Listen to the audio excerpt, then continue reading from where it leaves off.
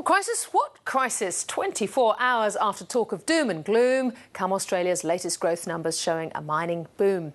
March quarter GDP figures have Australia's economy growing at its fastest pace in 5 years, twice as fast as predicted. Not a result that fits comfortably with the Reserve Bank's recent aggressive interest rate cuts. Here's Philip Lasker.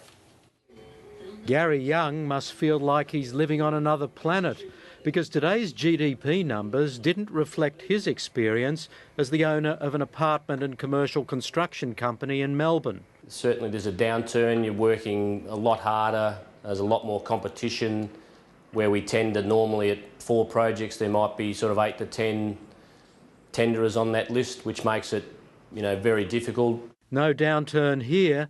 Australia's economy grew 1.3% in the March quarter, leaving annual growth the strongest in 5 years.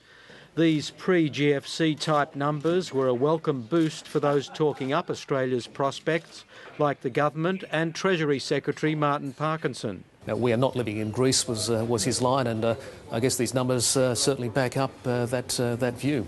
The economy's 2 speeds were highlighted in the strong growth rates for mining states and the below-average numbers elsewhere.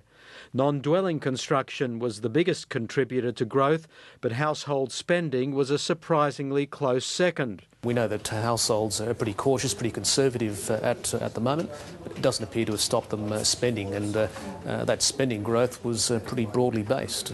But that household spending number was part of real GDP, which tells you how many things the economy produced. The nominal GDP tells you what you were paid for what you produced. And if we look at the measure of GDP that covers that, it was up just 0.3 this quarter, it was up just 0.3 the quarter before, and that's a big step down from the circa 2% growth rates we were seeing just a few years ago. That's why it just doesn't feel like it's a strong backdrop, and why retailers are under pressure, because one of the ways that nominal growth is weak is because prices just aren't increasing at the moment. As impressive as the growth number is, you won't find many market economists criticising the Reserve Bank for its aggressive interest rate cuts. It's seen as a response to the more recent deterioration in the prospects for Europe, the US and China. We think there'll still be more interest rate cuts in coming months. Obviously, it's a good thing that the economy had momentum heading into this, but that doesn't necessarily change what the global economy can do over the rest of this year. And what it may have already done since the March quarter.